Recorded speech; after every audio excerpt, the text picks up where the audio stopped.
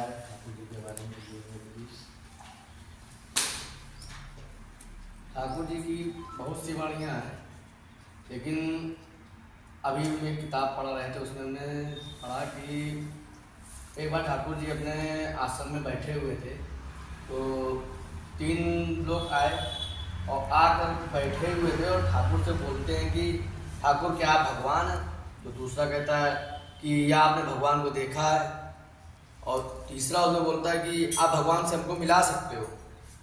तो ठाकुर जी देख के उनकी तरफ मुस्कुराए, तो सभी भक्त बैठे थे, तो बोले आप लोग लग रहा है बहुत जल्दी में है और आपको भूख भी बहुत ज़्यादा लगी हुई है, थके हुए भी काफ़ी लग रहे हैं। तो वो बिल्कुल बड़े वैसे होकर देखने लगे, वो वाकई में भूखे थे। तो उन्होंने पास में नानी करके दादा थे चक्रवर्ती, उनसे बोला कि आप जाइए पहले इनको भोजन वोजन कराएंगे, थोड़ा विश्राम करें, उसके बाद आप हमको शाम को आना मेरे पास बैठिए, तब हम आपको बात बताएंगे। तो वो गए, उनके साथ चले गए। फिर उनको उन्होंने ले गए तो बताया था कि आप कहाँ से आए हो क्या है। तो बांकुड़ा जिला था एक, वहाँ पर वो लोग वहाँ से आए थे, तो वहाँ पर एक स्कूल था, वहाँ पर 3 अध्यापक थे और साथ में एक हमारे गुरु भाई थे ठाकुर जी के पास, तो वो भी वहाँ पर, तो वो जो दीक्षा लिए हुए थे वो अपना याजन करते रहते थे। तो उन्होंने ठाकुर के विषय में उनको वहाँ अपना याजन किया हुआ था।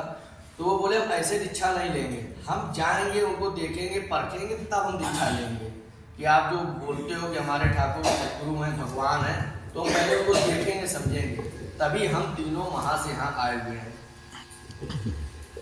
तो हम ये देखने समझने के लिए यहाँ पर आजम आश्रम में आए हुए हैं। तो उन्होंने अच्छा ठीक है, तो बोले कि आप कर लीजिए भोजन वोजन, फिर शाम को आप ठाकुर जी के पास चलिएगा तो अपना बात करिएगा। शाम हो गए, वो तीनों नहीं गए, तो वो जो चक्रवर्ती दादा थे फिर वो दूसरे दिन सुबह बोले आप लोग आए नहीं, ठाकुर तो आपका इंतजार कर रहे थे कि आप तीनों आएंगे, आप बोले थे कि हमें पूछना है कि भगवान हो कि मिला सकते हो भगवान से। तो वो बोले कि हमारे पास शब्द ही नहीं है कि हम उसका सामना कर सके, हमसे अंदर से बड़ा ग्लानि है। तो बोले ऐसा क्या हुआ? बोले कि हम लोग कल शाम को जब आ रहे थे तो बहुत जल्दी में थे और ट्रेन में भीड़ भी बहुत था, तो भोजन भी नहीं कर पाए और सही से यात्रा भी नहीं हो पाई, तो इतना ज़्यादा थके हुए थे, तो भूखे हुए भी थे।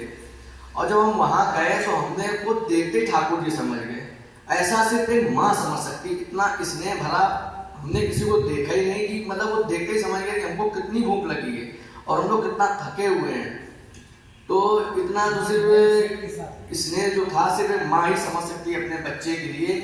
तो अब हमारे पास शब्द नहीं कि हम उनसे ये पूछ सकें।